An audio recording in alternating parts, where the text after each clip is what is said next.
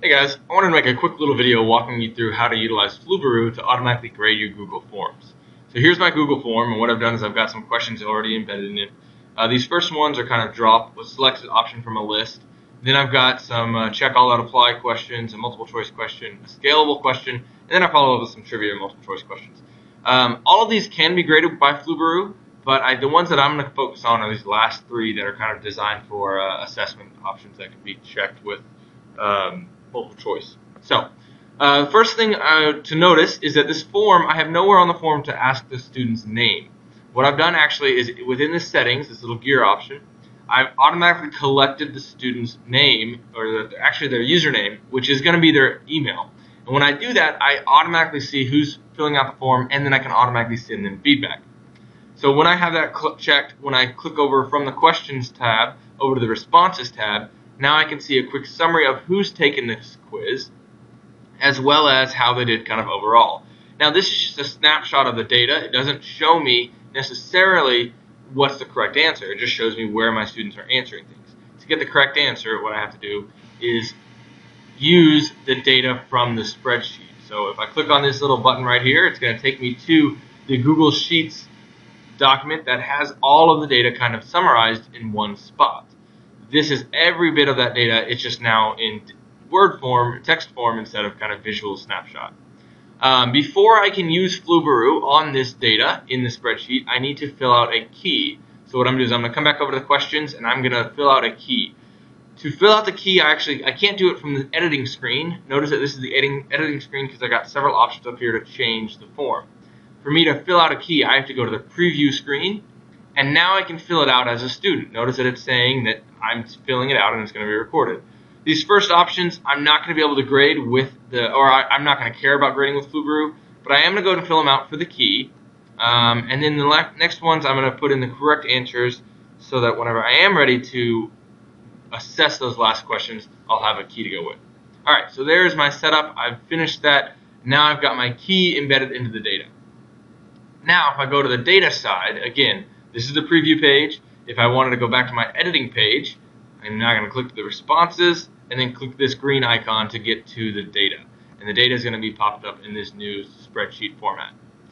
From here is where I'm going to utilize Flubaroo. Now, if you've never used Flubaroo before, you're going to have to go to add-ons, and then you're going to have to get add-ons. When you select get add-ons, you should have this pop up, and you will have to search for Flubaroo. Typically, it is one of the very first ones that shows up. In fact, it's right here. And you're going to add it to your Google account. It's completely free. You do a few clicks, check some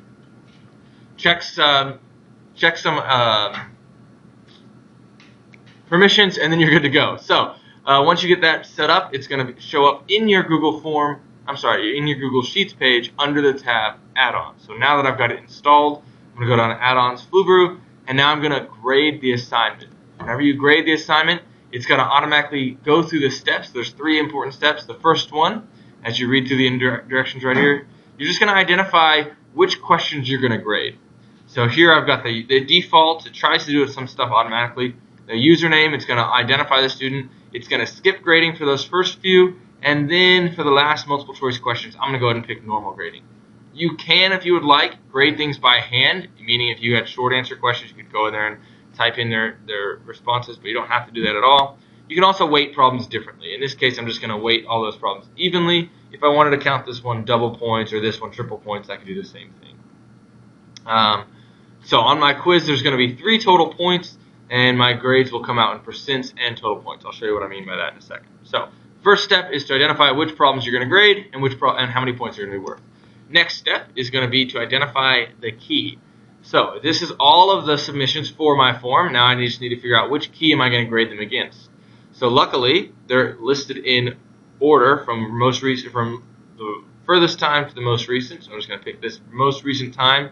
It was filled out by me, and it was filled out at, looks like my clock is off, but it was done today. So I know that's the key. So I'm going to press continue. The next step is going to be Flubaroo automatically grading your assignment. The third step here, this might take some time. It's running a lot of data comparisons in the background, so it's going to do this. You'll notice that my data has now, I'm still in the same file, my internet page did not change. I've just got a new tab at the bottom of the screen.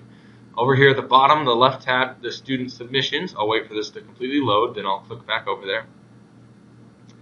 It's taking a second. There we go. Grading complete. Close this out. Again, those instructions walk you straight through everything. So again, the first tab in my spreadsheet is all of the data, the raw data. The right tab is going to be the graded data. Now, this screen is just everything graded for you automatically. You've got a nice little class summary up here. Looks like the average points was 2 out of 3, pretty good. I have 2 questions that were low scoring, meaning that less than 60% of my students got that correct. And then I can kind of identify that down here. Anything that's a failing grade is highlighted in red. And then, as you can see, this is kind of a snapshot of all my students individually. Each student has a separate row. And then at the bottom of the data, I can see, notice that these were not graded. So what I'm going to do is I'm going to highlight these. And just to get rid of just to not show them, I'm going to hide the columns. So I'm going to hide those columns. So now I'm just looking at the 3 that I graded. And I can see that the highlighted questions are the ones that we did poorly on as a class. But it looks like most of us do know this content, so I can move forward from that. If you wanted to, one of your questions on your form could be what period are you in, and that way you could sort this data based on periods, and then you can organize it that way. But right now it is kind of organized by, I think it's organized by submission time, but it is automatically graded for you, and then you can use that data to alter your instruction. Let me know if you got any questions about this. Hopefully you are already utilizing Google Forms, and this will just take it to the next level.